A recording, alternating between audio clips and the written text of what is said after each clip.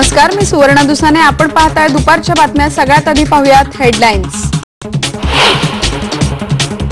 आणि सरकारला जमलं नाही ते गावकऱ्यांनी केलं. नाशिक मधल्या शेतकऱ्यांनी पावसाचं पाणी साठवलं.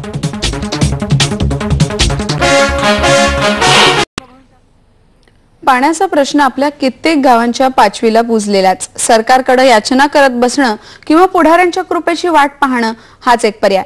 पण ते नाकारत नाशिकच्या काही शेतकऱ्यांनी पाणी साठवण्याचा आणि तेच पाणी वापरण्याचा सामुदायिक प्रयोग यशस्वी केलाय. उशिरा आलेल्या पावसानं पुन्हा दडी मारलेली.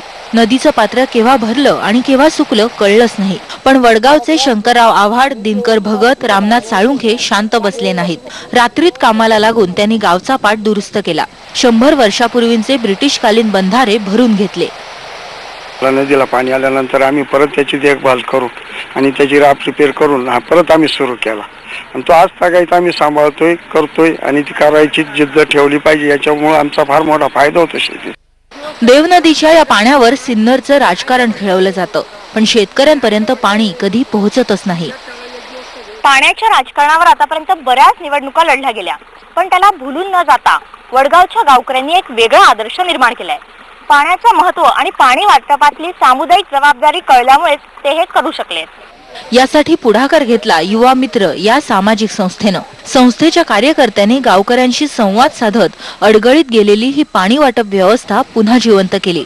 गावकऱ्यांनी पुढे येऊन हे पाट दुरुस्त केले नसते तर जर ते केलं नसतं तर आज अजून एक महिन्याभराच्या काळामध्ये आम्हाला पाणी प्यायची पंचायत झाली असती. पण आता हे जे नेलं ना, आता याच्यानंतर आम्हाला कमीत कमी 2 महिने प्यायची पाण्याची तरी सुविधा झाली.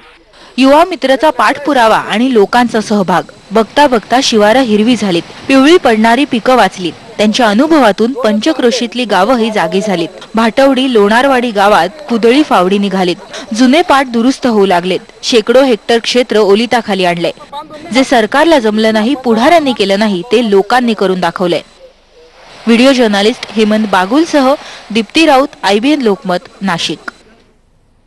दुपारच्या बातम्यांमध्ये इतरही बातम्या आपण पाहणार आहोत, पण आता घेऊयात एक ब्रेक. पहा फक्त IBN लोकमत.